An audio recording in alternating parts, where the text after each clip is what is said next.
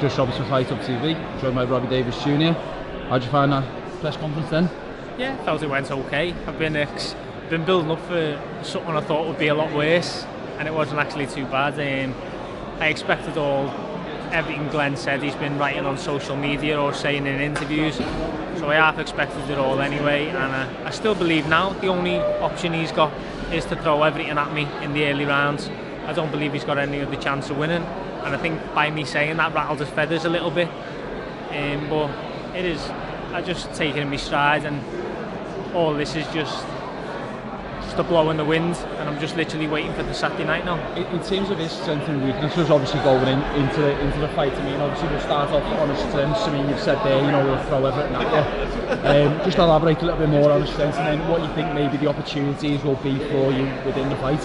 He's going to be very aggressive early on. He's going to come forward, he's going to throw overhand shots, obviously because I'm a lot taller. For someone short, he doesn't really work the body at all. On my behalf, I'm obviously just going to take the fight and see how he comes at me in the early rounds, whether I'm going to box or whether I'm going to fight. If he stands off in the middle of the ring, we might end up sword fencing at first, but if he tries to put the pressure on too early, he might walk onto one.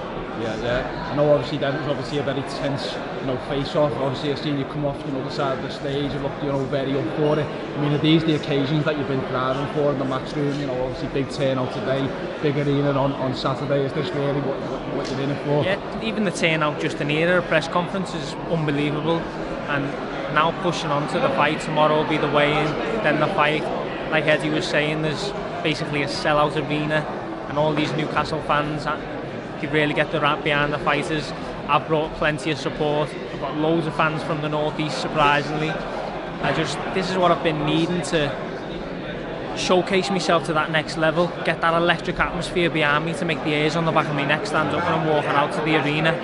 And I just honestly can't wait now. And in terms of your goals and your aspirations, obviously you've got, you know, 3-fight deal with Matchroom, but what you see, not overlooking your opponents on Saturday, you know, you've got a tough fight, but in terms of, you know, the future, what do you sort of see and where do you see your progression, and what are your personal goals? I always take in one fight at a time, and obviously I don't want to look past Glenn Foot. He's a good fighter in his own way, but I just want to use this as to get myself out there, get myself known a bit more, and then possibly if Eddie wants me to defend the belt, I will, or if he wants me to push on to European straight away, I will do. And obviously he's got world champions under the stable now, Maurice and things like that.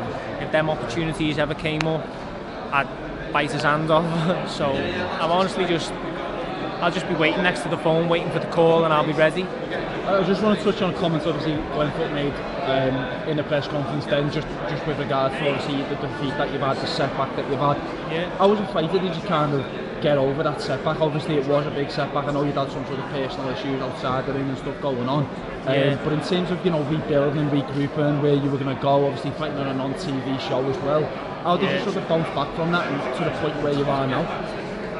What I basically done is obviously I had a lot of things going on that still had to be dealt with when the fight was over. Got me head clear, had a great team around me that all helped me with things, and then I brought on new parts of my team, nutrition and new strength and condition, which really helped me rebuild, and I've restructured my whole body completely. If you see any pictures of me from 18 months ago to now, I'm turned myself into an absolute unit for the weight, where I used to look like a breadstick on the scales. And then my mindset and my mind goals, obviously as I'm getting to the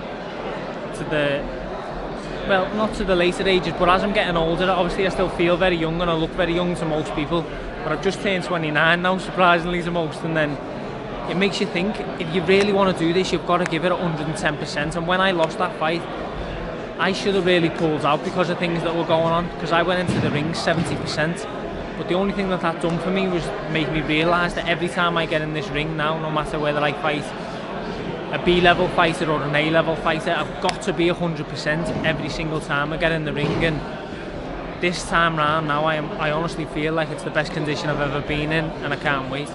And obviously there was a fight, you know, relevant to yourself last week with obviously O'Hara Davis, Jack Catterall. What did you make of that? I know you're talking about the thing in the last press conference, obviously ahead of that happening. Now that that's happened, obviously Catterall got the win, a very cagey fight. Yeah, what did you make of that? I just felt like it was down to O'Hara to do more because Jack was winning. So if they were having a sword fencing fight and you're on top, it's down for the other fighter to change something.